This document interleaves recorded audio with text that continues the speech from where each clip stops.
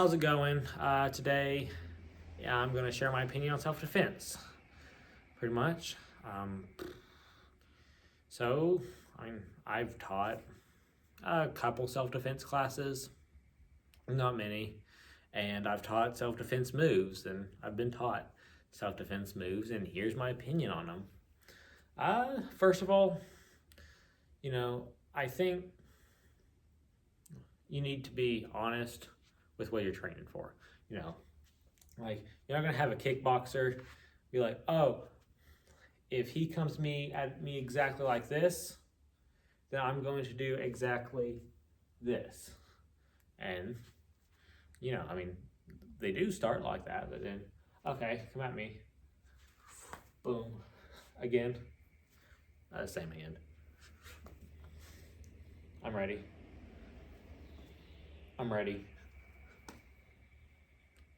Yep. They're gonna, once you get the move down, you're gonna actually apply it to a fight. That's a problem I have with a lot of self-defense moves. I've taught some like this. I've been taught something like this. I'm looking at you, jiu-jitsu. So a lot of what it is, here's one that I was taught. He's basically coming in for like a choke or something. My hands are going to come up like this. I'm going to push, break, push. That's a decent one, I guess. But, decent concept. But here's the thing. When we train, it's like, oh, he's doing like this. I'm going to wait a second, get my bearings, boom, boom, push. He's going to ask, are you ready? Are you ready? Yeah, I'm ready. Over and over. So that's a big problem I have with self-defense moves. Low power mode. I'm on 20%. So it's very it's done very safely. So like you get boxing moves, kickboxing moves, jiu-jitsu moves. You learn them in class, you rep them with each other, and then you go apply them when you're rolling or when you're sparring. You learn the move and then learn how to apply it into your style. And that's the thing I have against a lot of the way a lot of self-defense is taught, especially self-defense moves are taught. It's taught. Let's stick with the same one throughout the rest of it where you're grabbing me. It's like, okay, he is coming up on me like this. I'm going to boom, boom, push. That's your basic self-defense move. It's taught like that. It's practiced like that, but you never apply it. And I believe the reason a lot of that is because a lot of these self-defense moves they're hard to practice because you can get hurt. Like if he's actually choking me, ow. No, you didn't hurt me. But that's hard to practice like live.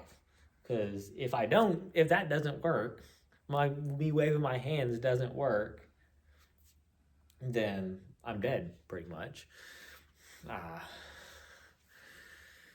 So I do think a lot of them could be better, if they were practiced live.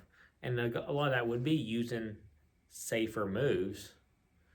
Wait, what's a combat sport that you practice live and use not like brutal moves, but relatively safe moves like punches, say where you punch and do it live and you learn to apply it?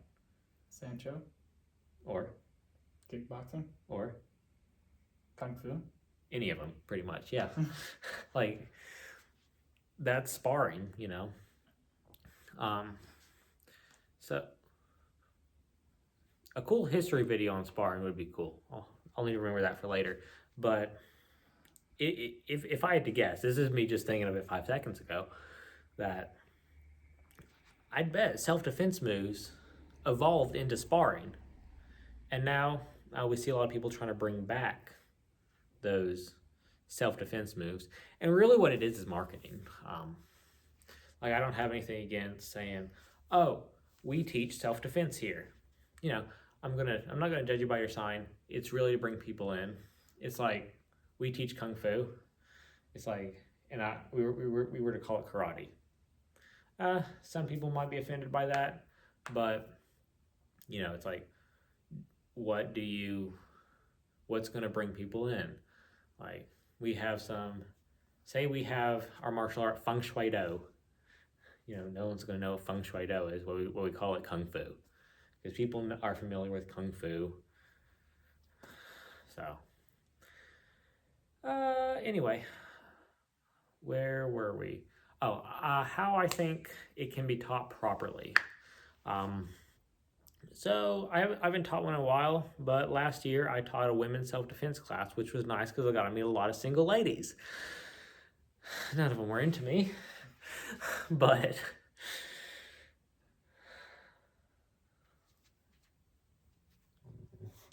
now I'm sad. You take over.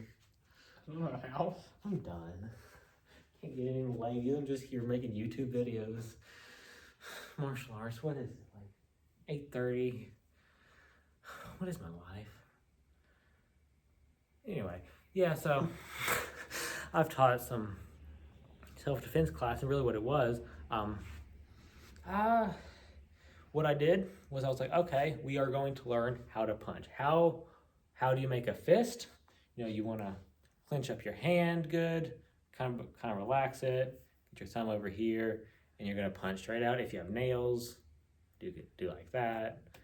Basically locking up these two knuckles. We're going to practice it on the bag, get that punch down, so now you can know how it feels to punch. Also, I did a takedown.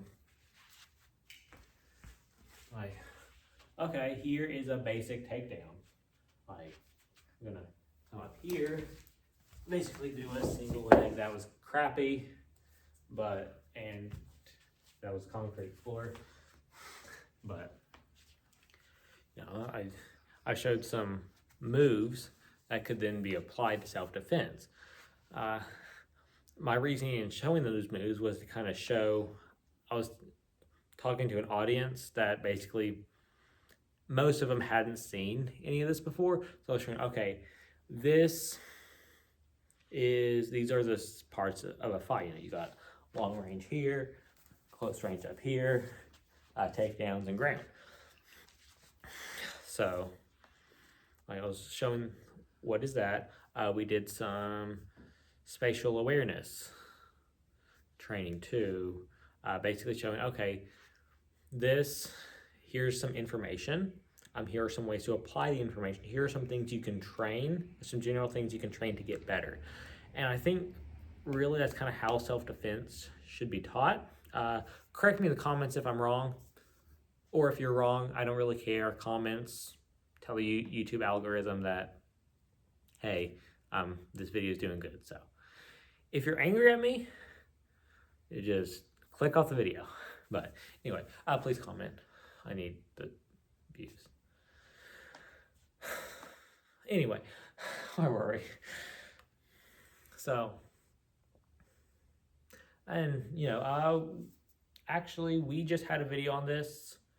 It released a couple weeks ago. From filming of this, it'll probably be about a month and a half when this video is scheduled to release. Me and him, we were doing some gun training. Really, I didn't know how to wrestle with a firearm. So basically, okay, one of us is going to be concealed carrying, or both of us are, and we're just going to grapple, see how it goes. Did some situations that we could work on live. Because really it wasn't a specific technique like, oh, this is the technique you're going to do in this exact situation. When your attacker, who's a crackhead, they're always a crackhead, walks up and throws a big haymaker. I mean, wrapping that over and over again isn't necessarily bad, but I do believe you need to go that step farther, like you do in your boxing class, like you do in your jiu-jitsu class, or after you learn the move, you take it to the mat and rep it over and over, trying to apply it, seeing where it works pretty much. So, and I don't have a conclusion. Do you have any 2 cents to put in? No. Yeah. Like, anything pop in your head you want to say? No. Yeah. But, yeah, you're just standing there the whole time. I need you to say something to... Oh, I thought I was just here for you to punch and for me to punch. Yeah. But yeah, would you agree with the whole kind of applying it live thing?